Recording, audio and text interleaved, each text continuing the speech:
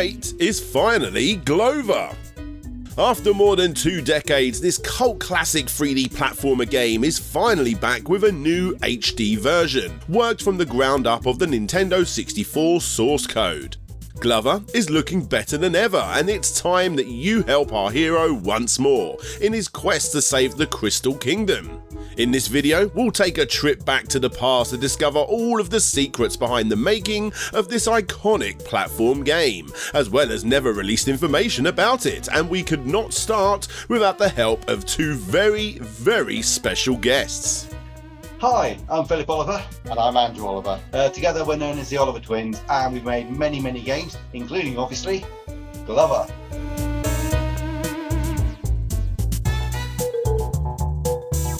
The life force and the peace of the Crystal Kingdom lies within 7 magical crystals, the rest atop the spires of the Crystal Castle, guarded by the powerful wizard who keeps close a pair of magical gloves to help him in his chores, until one day the wizard accidentally mixes the wrong patch of potions, causing a big explosion that will not only shrouds the land in darkness and evil, it also sends the crystals to different parts of the world, and it affects the 2 gloves who help him, making one of them corrupt by landing inside the cauldron, becoming Cross-Stitch, who wants to destroy Glover and rule the Crystal Kingdom.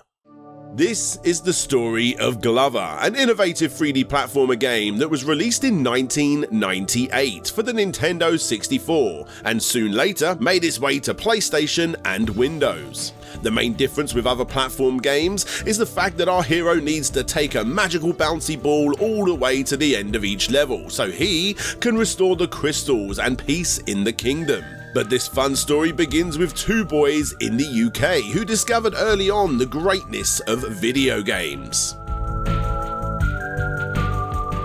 The Oliver Twins are 2 of the most important and prolific developers from the UK. They've programmed and published many games since the 1980s, collaborating with very important video game companies for pretty much every platform there has been.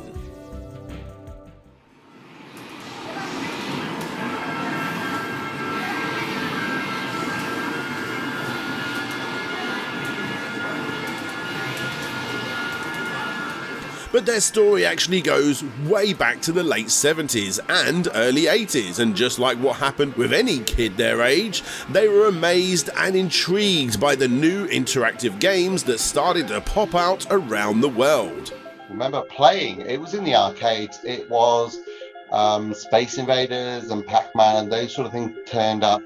A friend of ours did have an Apple IIe, and so we ended up, he was a lecturer at... Well, his father was. Yeah, his father was, yeah, obviously. And we used to play a sort of copy of Pac-Man, so that was the first home computer game, I guess.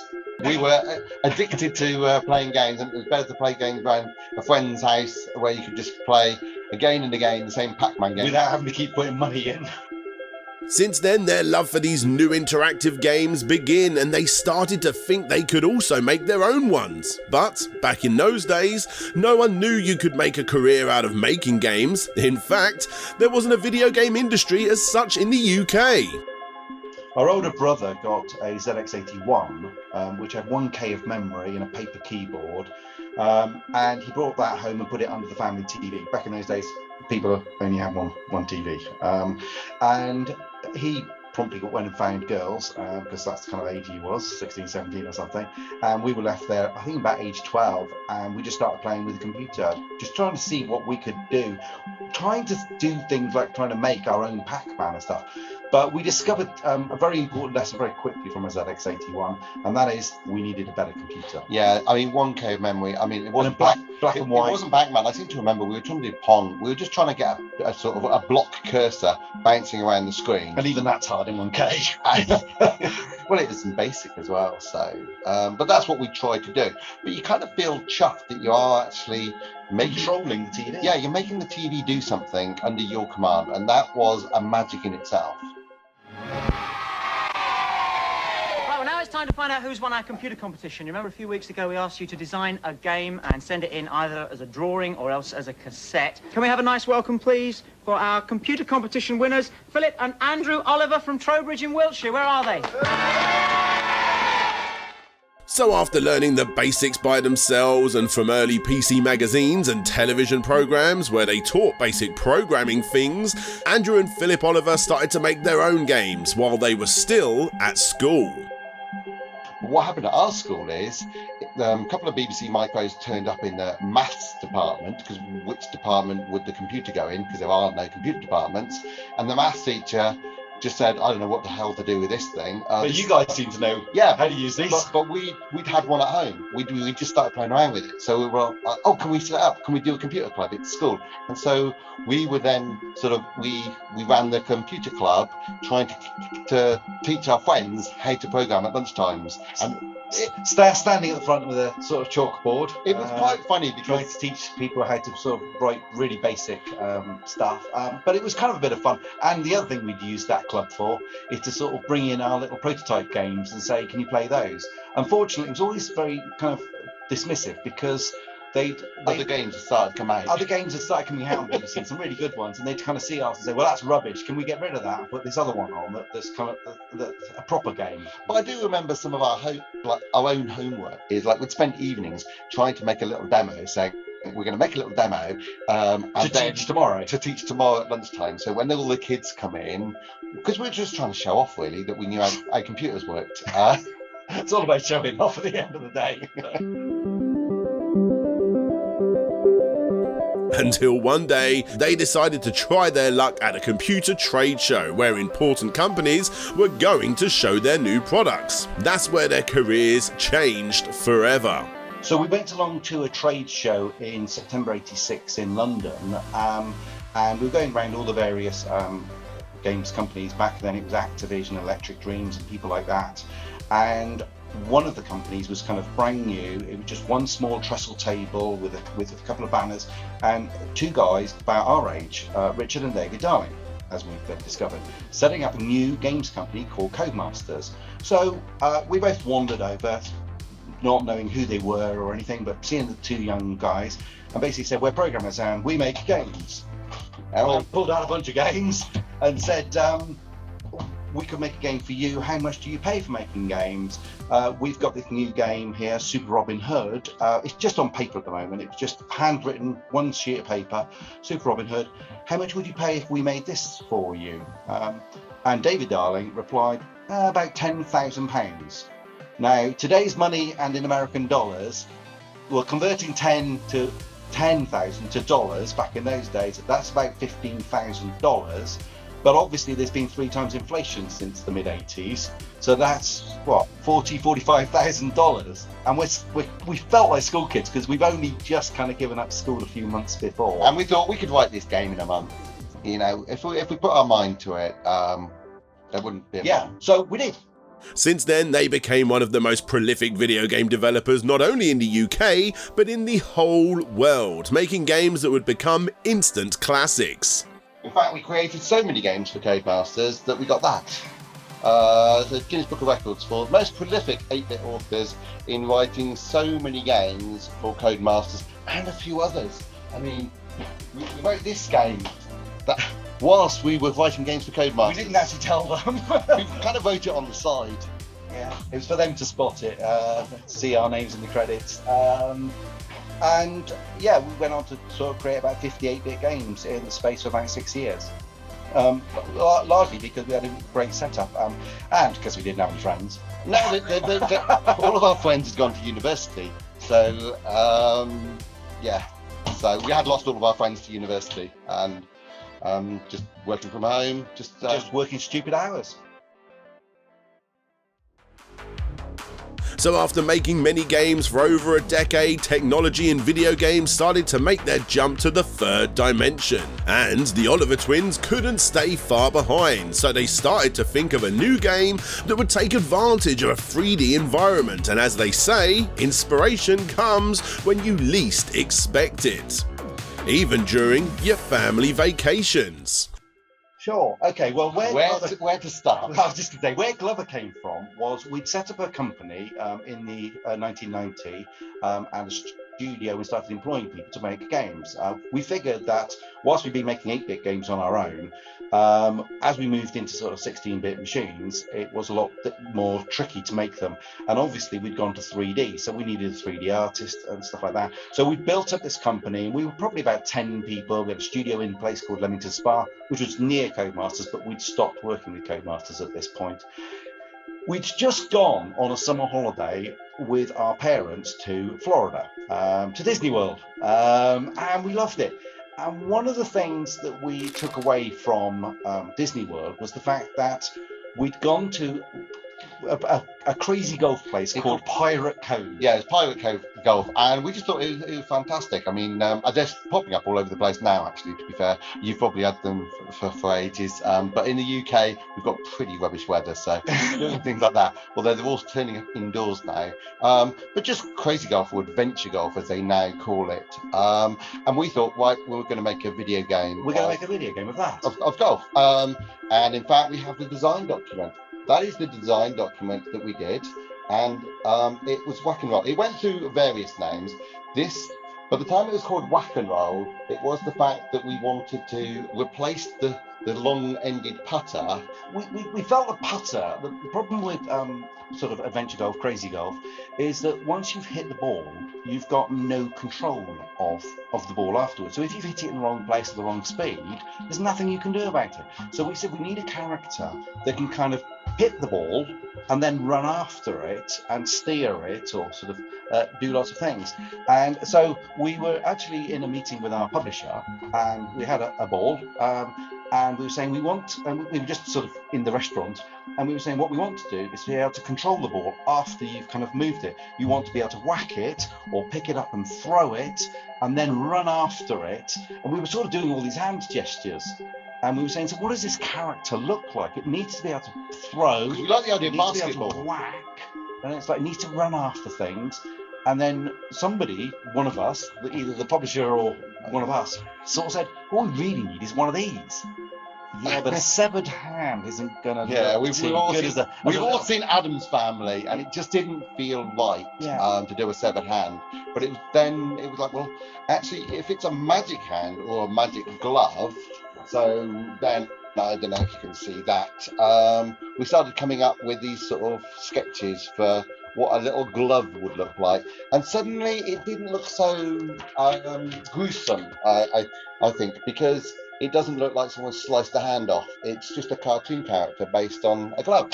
It's kind of cool. Yeah. So, the publisher loved it. We signed the contract up, and we moved forward to sort of create Glover. Which wasn't called Glover, it was called Whack and Roll. But we kept on correcting people and said, it's a glove, it's not a severed hand, it's a glove. And they said, well, make that the name then. It became Glover.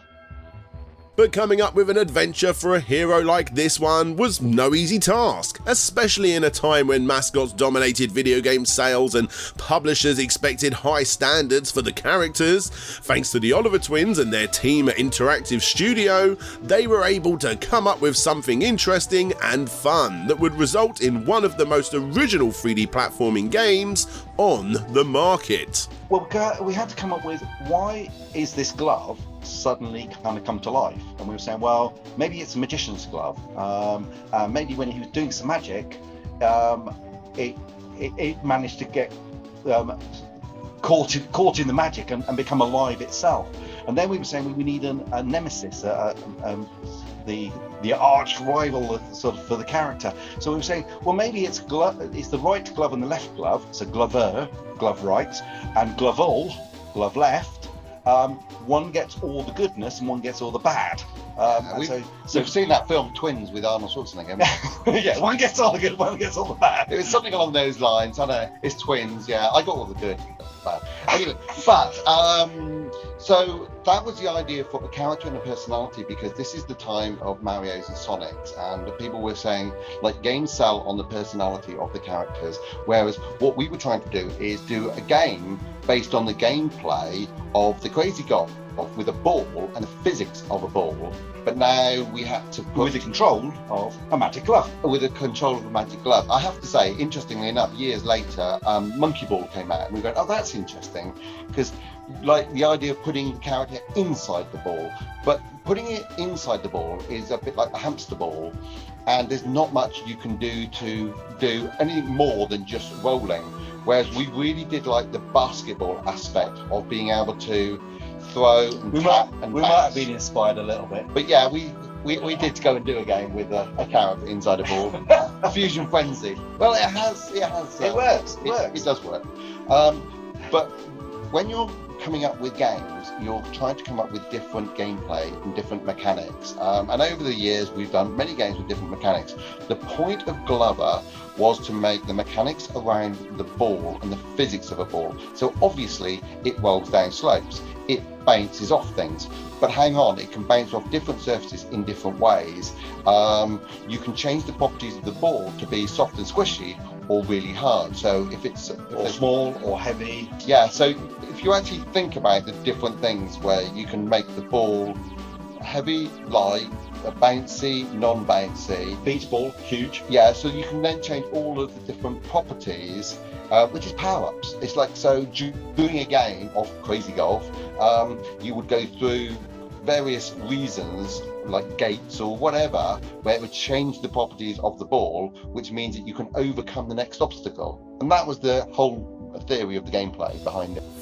Back then, making video games was way different than how they are made today. The team behind the project was around 10 people or so, and it took them around a year to complete the game. But interestingly enough, because of the concept of the game and the design of its heroes, this title could have ended up being as one of Nintendo's most important first-party games from the era. And Glover would have ended up as one of Nintendo's mascots. But his destiny was meant for something else. Well, it's interesting. One story which kind of people probably don't know is that this game was actually seen by Nintendo. You had to have every game viewed by Nintendo and then published bots. Like they did the duplication, and they have the right, if they really like the game, to become the publisher of the game itself.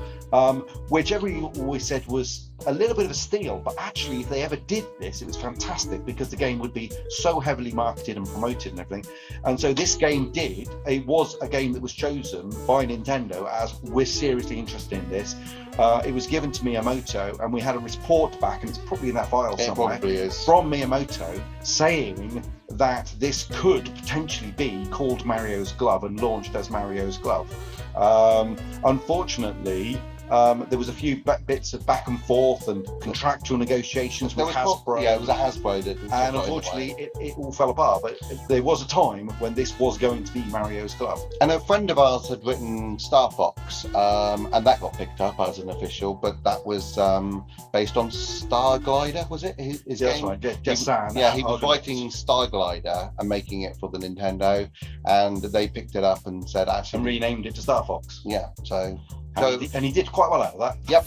But if you thought that was the only setback the game had, think again. What sounded like a simple and innocent design and hand gestures on paper could have generated controversy around the world, and even with the local mafia in Japan.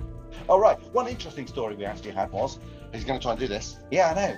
We had a real problem with the character of Glover because it is natural that when you do a cartoon character and you do a glove, that a hand has 5 fingers, but that doesn't work if you're trying to turn it into a character. You need 4 because 2 of the fingers will work as legs and 2 work as your arms. And so we were saying, well, that's fine, we'll just lose it. So we did. And all these concepts are drawn with 4 fingers. And we were saying, that's fine. Mickey Mouse. A lot of characters only have the wrong number of fingers. Yeah. Otherwise, it looks like a bunch of bananas. Bunch of bananas, as Disney said. So that's why they did it. The problem was that this was being sent to Japan. Now, the problem is that in Japan, the sign of the Yakuza, if you're a member of the Yakuza, is to chop off your little finger. You didn't need it anyway, to be fair. Your little finger's not like used to. No. So this was a major problem. Showing loyalty to... So they were saying, well, we can't have your glove being released and going through Nintendo because it's an Yakuza character. And we're going, this is rubbish. This is like... Yeah, that was a little bit weird. But there was quite a lot of politics about saying, please put back the finger. And we're like, we can't. It's like it's never going to happen. We haven't got enough polys anyway. We need 64 for it.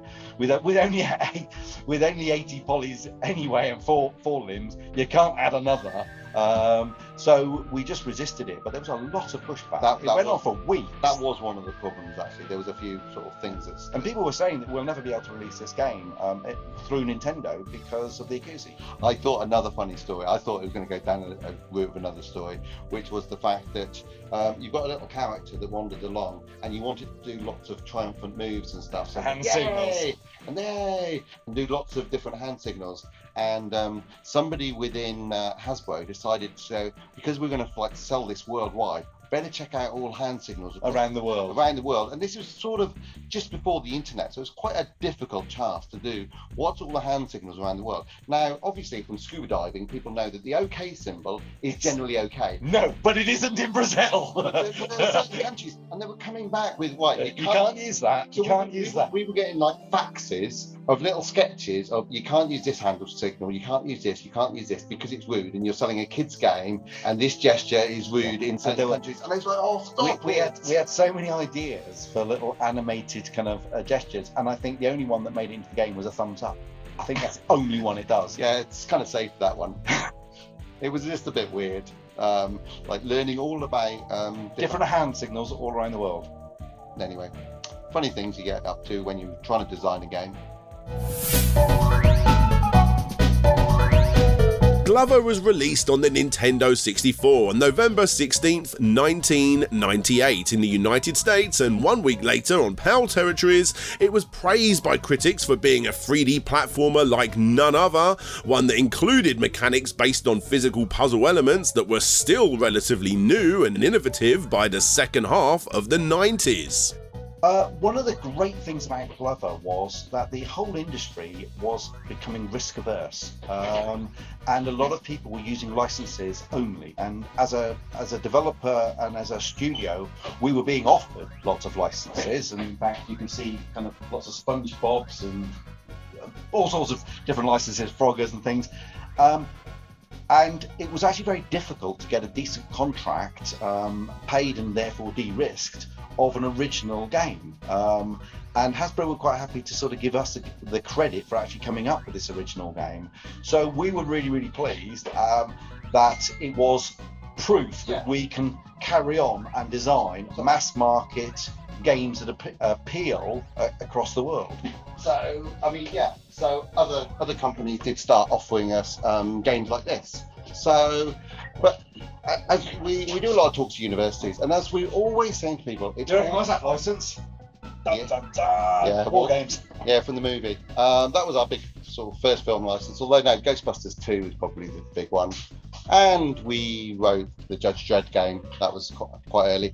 But the point is, every game you make is a stepping stone to the next game, and people sort of like amazed that sort of, oh, you're writing the new Pac-Man game. Oh my God, how did you get that? Aren't you lucky? And it's like, no, it's a stepping stone. Like each game leads on to the next. We're only off of Pac-Man because we did Frogger. We're only off of Frogger because we did Glover. We're only off of Glover because we did Dizzy. We're only off of Dizzy because we did Super Robin Hood. We're only off of, and it's like, so the whole thing is just like a massive conveyor belt, really, of just a ladder, so to speak, where you'll just keep going up different rungs. So work with people like Simon Cowell. So everything's a stepping stone. It was just a stepping stone in our path of games history. You say we've got so many stories. That's why we stuck it in a book. Sorry, mindless plug there. Shameless plug. This new HD version of Glover will surely bring back lots of memories for old school fans of the game, as well as letting newer generations experience the original game in the best way possible. Like we mentioned before, it was made straight from the Nintendo 64 source code, which is still regarded as the best version released. The game and character have still tons of fun that remember the original game fondly, and over the years they've helped maintain the game as a cult classic. Well, we're very pleased and honoured that people have such a fond memory of Glover. Obviously, we have a fond memory in of all of our games, and other games that we've written.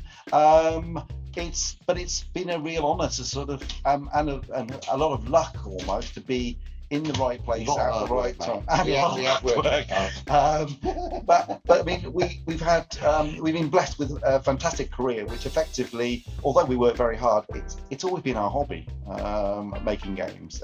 We love it. Some people sort of say to us, oh, what's your favourite game? All that. To be fair, we spend our time making games, not playing them. I think a lot of people these days that like the games industry, they spend all their hours just playing games, and there are so many amazing games out there. But you've got to spend more time being creative and making games yourself if you aspire to wanting to join the games industry and you really love it. And that's what we did. Yeah, I mean, it would be weird if we were interviewing someone and they said, yeah, we're looking for a job in the games industry, but we don't play games or we don't like games. It's like, no, that's wrong. It's just you've got to go, okay, let's not be obsessed by just playing all the time. Just playing games. You've got to actually learn the skills. And it takes a while to learn the skills. I was a programmer, so I remember what happened was we were trying to work out what platform to write this on. We just got the PlayStation, but our publisher then was Hasbro Interactive. They were coming into games from toys, so it's Hasbro, which are famous for various toys like Action Man. They wanted to back the new Nintendo, the Nintendo 64. So we had just started into it, and they said, oh, actually, we want this to be a sort of lead title on the Nintendo. So we went onto the Nintendo, but 64 being 64-bit, we had quite a lot of problems redoing our engine to make it work on the Nintendo. And all of the maths are all a floating point. Bit technical, but anyway, as opposed to Which is good. integer on a PlayStation. So floating point, hey, this is all physics based, and this will be really cool. So we wrote everything on a new 64-bit floating point maths engine, got it all going, took about a year to write, and then it went out. It was pretty successful, and they said, that's just brilliant. Can you port it back to a PlayStation? And I specifically remember the pain of that because I did it personally with one other programmer, trying to convert the whole game back to now integer maths on 32-bit when everything was made to 64-bit, and that took a year again just to do a port. That is the most painful port of a game I've ever done, but I was super proud of it, and it was one of the last games I wrote. Going across onto the N64, another technical issue we actually had was that trying to hire programmers to actually build the level editor, because to get a level that complex requires a really good editor, and the editor is almost as much work as the game itself. The tools that people don't see behind the scenes. Exactly. And we had to write that bespoke. But trying to hire a programmer or a couple of programmers to actually make that, it was really, really hard. And so we were progressing the project and the code for the game, and we were raising vacancies and trying to hire people to do the tools, but nobody wanted to work on tools. It was just uncool to work on tools. Yeah, it's really quite annoying because there's a large part of games. People go, oh, I want to be a games programmer. So you say, right, we're making this really cool game called Glover. And then you say, right, well, you're going to make the map editor, and they go, I don't want to do that. I only want to work on the game itself. And it's like, well, it is part of the game. It's just that that's not the code that ships. But without those tools and map editor, we can't make the game. So I do remember it. Yeah, a real problem finding somebody, and the levels taking a long time to come together, and the game moving forward, and us having to sort of apologise to the publisher and the producer, saying that look, the levels aren't coming together as quickly as we expected because we're kind of having to hand build little bits and pieces, but they're looking cool. This is what it's going to look like when we have the tools to actually build it. So yeah, that was a bit of an issue we had back then. As you might have guessed, the trajectory of the Oliver Twins has been very important not only for UK-based developers, but for independent gaming in general.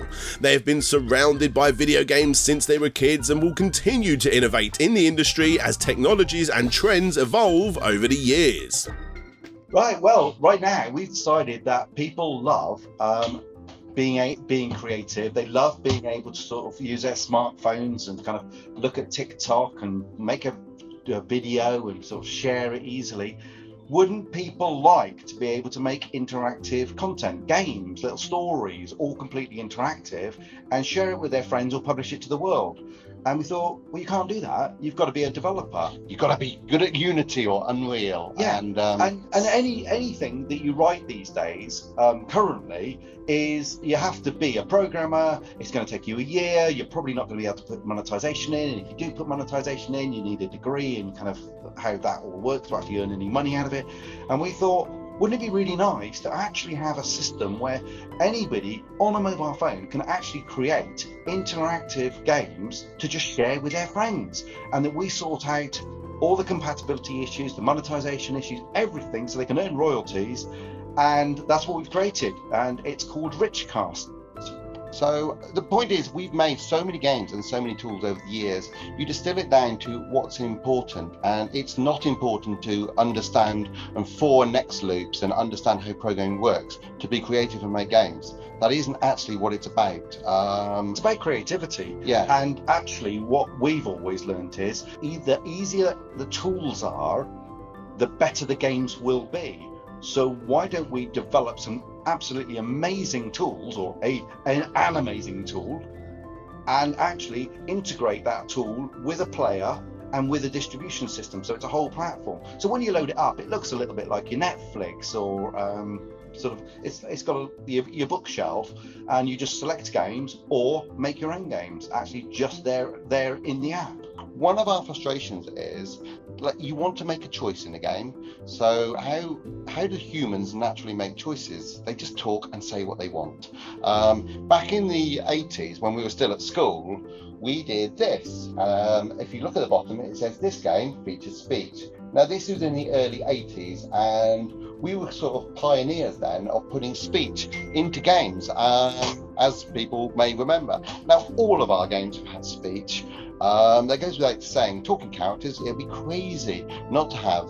But if you look at these games, like, I don't know, sort of the latest Assassin's Creed, or Red Dead Redemption, or Call of Duty, characters talk at you, not with you, and you don't talk back. So they will talk at you. You make a selection by pressing a button or walking away, or probably shooting them, to be fair. And we just think that's just sad. So one of the unique points that we're doing is we're making the whole interface based on speech. You talk to characters and characters talk back to you in Richcast. And people would have thought a few years ago, well, that's impossible, that's never going to happen. Well, go and play it. But apart from the fact it works, like, thanks to Siri and Google Assistant and Bixby and others, people know that you can now talk to your phone and it will understand you and talk back. So what we're trying to do within our new tool set, not only can anyone make games easily, they are controlled via speech, which is pretty cool, because you talk to the characters within the games, and it's working now. Go and download it.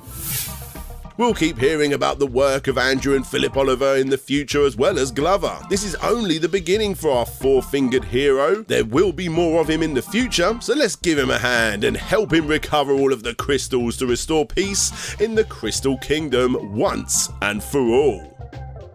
I hope you enjoyed our little stories about our careers and all the games we've made, and especially Glover. And we're really, really excited to see the new Glover. Yeah, absolutely. We hope that you will enjoy it like we enjoyed making it, and when we first released it, all those people who bought it originally and played it. And for many people, this will be a journey of nostalgia, remembering back, and for some people, it's the first time they've seen the game. So enjoy. And thank you, Pico, for making it happen. Yeah, cheers.